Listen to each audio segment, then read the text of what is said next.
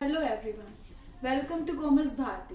This side Surbhi. तो students, आज के इस लेक्चर के अंदर हम अपना नया चैप्टर स्टार्ट करेंगे जो कि है प्लानिंग। और आज के इस लेक्चर के अंदर हम इस चैप्टर की क्विक रिवीजन करेंगे। तो चलिए स्टार्ट करते हैं। सबसे पहले प्लानिंग का मतलब क्या होता है।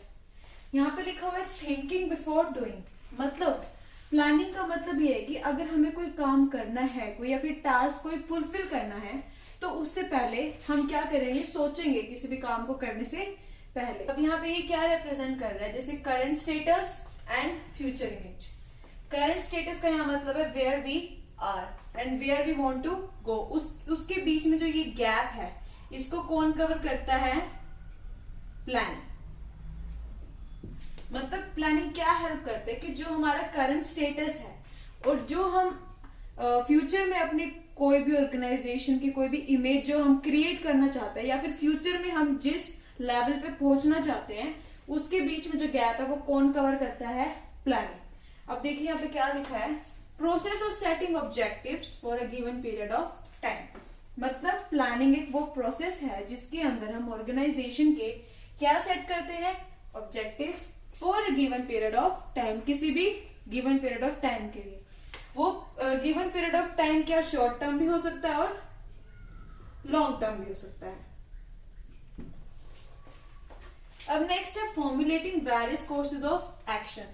अब हमने यहाँ पे बोला कि ऑर्गेनाइजेशन के ऑब्जेक्टिव्स को सेट करता है, साथ के साथ ही क्या फॉर्मुलेट करता है? वेरियस कोर्स ऑफ एक्शन जो कि उस ऑब्जेक्टिव को फुलफिल करने में रिक्वायर्ड होंगे। तो वो फॉर्मुलेट भी करता है वो कोर्स ऑफ एक्शन जो उन्हें उस ऑब्जेक्टिव को फुलफिल करने में करने पड़ेंगे। तो अब हम ये कह सकते हैं कि प्लानिंग वो प्रोसेस है जिसके अंदर ऑर्गेनाइजेशन के ऑब्जेक्टिव सेट किए जाते हैं for a given period of time and जिसके अंदर फॉर्मुलेट किया जाता है उसके कोर्स ऑफ एक्शन को। अब हम देखते हैं प्लानिंग के फीचर्स। सबसे पहला फीचर है यहाँ पे हमारा फोकसेस ऑन अचीविंग ऑब्जेक्टिव्स। अब हमने इसकी डेफिनेशन में पढ़ा था कि जो प्लानिंग किस में हेल्प करती है? ऑब्जेक्टिव्स को सेट करने में, और साथ में उसी ऑब्जेक्टिव को फुलफिल करने के लिए वो क्या फॉर्मुलेट करती है? Courses of action. तो यही बात यहाँ पे है, फोकसेस ऑन अचीविंग ऑब्जेक्टिव। मतलब प्लानिंग जो क्या करती है, ऑब्जेक्टिव्स को सेट भी करती है और साथ में उनको फुलफिल करने के ऊपर क्या करती है? फोकस भी करती है। तो ये क्या हो गया प्लानिंग का एक फीचर। नेक्स्ट हमारे पास फीचर है प्राइमरी फंक्शंस ऑफ मैनेजमेंट। मतलब प्राइमरी का मतलब है जो सबसे पहले किया जाता है। प्लानिंग को हम प्राइमरी फंक्शन ऑफ मैनेजमेंट क्यों कहते हैं? क्योंकि ये सबसे पहले होता है। क्योंकि अगर हमें किसी काम को करना है तो हमें पहले डिसाइड करना पड़ेगा कि हमें उस काम को किस तरह से करना है या किस वे में करना है। तो इसलिए जब तक वो चीजें डिसाइड नहीं होगी हम उस काम को नहीं कर सकते। तो इसलिए क्या है, ये प्राइमरी फंक्शन है किसका? मैनेजमेंट का। नेक्स्ट है हमारे पास इसका फीचर परवेसिव। परवेसिव का मतलब होता है यूनिवर्सल। यहाँ पे इससे क्या मतलब है कि जो प्लानिंग है वो सभी लेवल्स ऑफ मैनेजमेंट के ऊपर क्या होती है? नेसेसरी होती है। चाहे वो टॉप लेवल हो, चाहे वो मिडिल लेवल हो, चाहे वो लो लेवल हो। प्लानिंग सभी तरह के लेवल्स के ऊपर नेसेसरी होती है। इस वजह से क्या है, ये हर जगह पे एप्लीकेबल है। फॉर एग्जाम्पल, अगर टॉप मैनेजमेंट ने कोई प्लानिंग करी है अपने ऑब्जेक्टिव्स को फुलफिल करने के लिए, तो साथ के साथ मिडिल लेवल को भी प्लानिंग करनी पड़ेगी ताकि वो अपने अपने डिपार्टमेंट्स के थ्रू जो है ऑब्जेक्टिव को अचीव करवा पाए। और साथ में लो लेवल को भी क्या करनी पड़ेगी? प्लानिंग करनी पड़ेगी ताकि वो जो टॉप लेवल ने ऑब्जेक्टिव सेट किया है उसको फुलफिल करने में क्या कर सके? कंट्रीब्यूट कर सके। तो इस वजह से क्या है, प्लानिंग क्या है? एक परवेसिव फीचर है। नेक्स्ट है इसका कॉन्टिन्यूअस।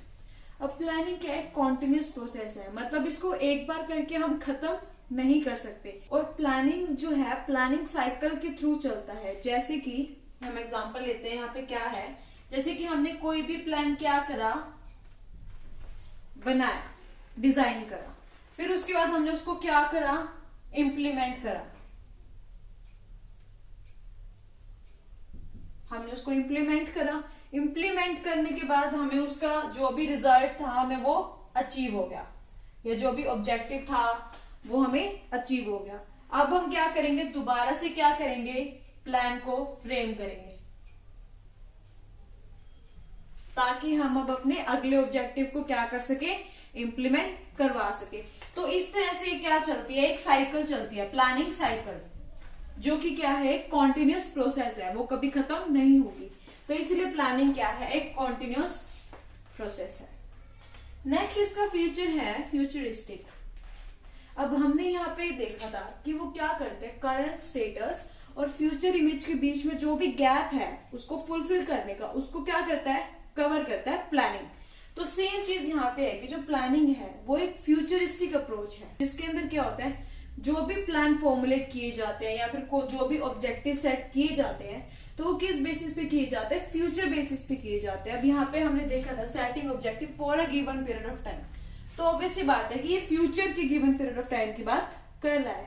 तो इस तरह से क्या है, प्लानिंग क्या है, एक फ्यूचरिस्टिक प्रोसेस है जो फ्यूचर के ऊपर बेस्ड होती है। लास्ट इसका फीचर है डिसीजन मेकिंग। अब जो प्लानिंग है वो किस में हेल्पफुल होती है, डिसीजन मेकिंग में। क्यों? क्योंकि हम प्लानिंग में क्या करते हैं, किसी भी बिजनेस ऑर्गेनाइजेशन का जो है फ्यूचर बेसिस पे क्या करते हैं, हम एक प्लान फॉर्मुलेट करते हैं। तो वो क्या करते हैं, बिजनेस को डिसीजन मेकिंग में हेल्प करते हैं। फॉर एग्जाम्पल जैसे कोई भी बिजनेस है वो अपना प्रोडक्शन किस तरह से डिसाइड करेगा कि आगे फ्यूचर में जाके उसकी सेल्स कितनी होगी, तो उसके बेसिस पे वो क्या यूज करेगा, प्लानिंग का यूज करेगा।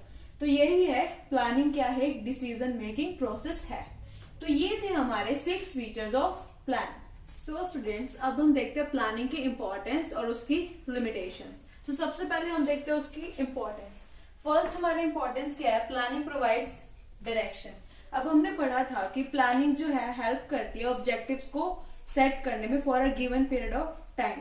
तो अगर ऑर्गेनाइजेशंस के ऑब्जेक्टिव ही सेट हो जाएंगे तो वो किस में हेल्प करेगी, ऑर्गेनाइजेशन को डायरेक्शन प्रोवाइड करने में हेल्प करेगी। तो ये इसकी एक इंपॉर्टेंस है। नेक्स्ट है रिड्यूसेस रिस्क ऑफ अनसर्टेनिटी। अब हमने पढ़ा था कि जो प्लानिंग है वो एक फ्यूचरिस्टिक अप्रोच है, वो फ्यूचर के ऊपर बेस्ड होती है। तो इसमें क्या होता है कि जो प्लानिंग है वो रिड्यूस कर देती है रिस्क ऑफ अनसर्टेनिटी, क्योंकि हम फ्यूचर बेसिस के ऊपर हमारे प्लान को इस तरह से फॉर्म करते हैं कि हमारे ऑब्जेक्टिव जो है इजिली फुलफिल हो और हमारा जो रिस्क है वो रिड्यूस हो पाए। नेक्स्ट इसकी इंपॉर्टेंस है reduces overlapping and wasteful activities. अब प्लानिंग में हम पहले ही डिटरमाइन कर लेते हैं हमारा कोर्स ऑफ एक्शन जो भी हमें फुलफिल करना है, या फिर पहले ही सेट कर लेते हैं कोई भी ऑब्जेक्टिव जो भी ऑर्गेनाइजेशन का होगा for a given period of time.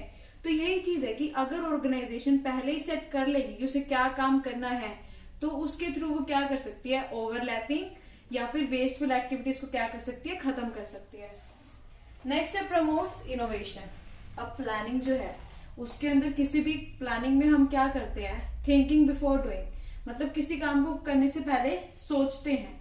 तो उस थिंकिंग में हो सकता है कि जो भी मैनेजर्स हैं, जो भी प्लानिंग कर रहे हैं, उनके अंदर क्या है, इनोवेटिव और क्रिएटिव आइडियाज डेवलप होते हैं, ताकि वो अपने ऑर्गेनाइजेशन का जो भी प्लान बनाए उसके थ्रू वो क्या कर सके, अपने ऑर्गेनाइजेशन के ऑब्जेक्टिव्स को इफेक्टिवली और एफिशिएंटली दोनों तरह से फुलफिल कर सके।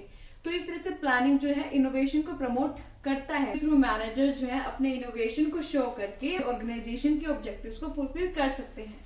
तो ये इसकी एक इंपॉर्टेंस है। नेक्स्ट है फैसिलिटेट डिसीजन मेकिंग। अब हमने इसकी फीचर में भी पढ़ा था, इन्वॉल्व डिसीजन मेकिंग। इसमें क्या होता है कि प्लानिंग जो है हम फ्यूचरिस्टिक बेसिस पे करते हैं, तो उसके अंदर मैनेजर्स को डिसीजन करने पड़ते हैं कि एग्जांपल मैनेजर्स को डिसीजन मेक करना पड़ता है कि वो किस तरह से अपने प्रोडक्शन की यूनिट्स को प्रोड्यूस करेंगी ताकि वो आगे फ्यूचर में अपने सेल्स को इंक्रीज कर पाए। तो इसके अंदर मैनेजर्स को क्या करना पड़ता है, डिसीजन मेक करना पड़ता है। तो इसलिए इसकी एक इंपॉर्टेंस है। लास्ट इसमें पॉइंट है एस्टैब्लिश स्टैंडर्ड्स फॉर कंट्रोलिंग। अब यहाँ पे क्या करते हैं, जो प्लानिंग है वो क्या एस्टैब्लिश करते हैं, स्टैंडर्ड्स एस्टैब्लिश करते हैं कंट्रोलिंग के। इसका मतलब क्या है कि किसी भी जो हमने एक्चुअल परफॉर्मेंस करी है उसको इवेलुएट करने के। जैसे कि हमने प्लानिंग के अंदर ये डिसाइड किया था कि 1 वीक के अंदर हमारे प्रोडक्शन के अंदर 1000 यूनिट्स का क्या होना चाहिए, प्रोडक्शन होना चाहिए, लेकिन हमारी जो प्रोडक्शन यूनिट है वो सिर्फ 900 यूनिट्स का ही प्रोडक्शन कर पाई। तो इस तरह से क्या होगा कि जो ये 100 यूनिट्स का जो इनमें डिफरेंस आया, तो प्लानिंग के थ्रू जो है मैनेजर्स जो है वो इवेलुएट कर पाएंगे कि उनके एक्चुअल परफॉर्मेंस में और प्लान परफॉर्मेंस में ये डिफरेंस जो है ये क्यों आया। तो इस तरह से वो डिटरमाइन कर पाएंगे कि उनकी जो ऑर्गेनाइजेशन है या जो उनका प्लान है वो कहाँ पे लैक कर रहा है। तो ये क्या करता है, एस्टैब्लिश करता है स्टैंडर्ड्स फॉर कंट्रोलिंग कि किस काम को किस तरह से करना है। तो ये भी इसका क्या है, एक इम्पोर्टेंस है। अब हम देखेंगे प्लानिंग की लिमिटेशंस। अब फर्स्ट ऑफ ऑल इसकी लिमिटेशन है रिजिडिटी। अब प्लानिंग जो होती है वो रिजिड होती है। अब हम प्लानिंग के अंदर हम अपनी ऑर्गेनाइजेशन के ऑब्जेक्टिव्स को सेट करते हैं, तो उनको इतना इजिली, इतना फ्लेक्सिबली हम उनको चेंज नहीं कर सकते। तो इस वजह से प्लानिंग क्या होती है, रिजिड होती है।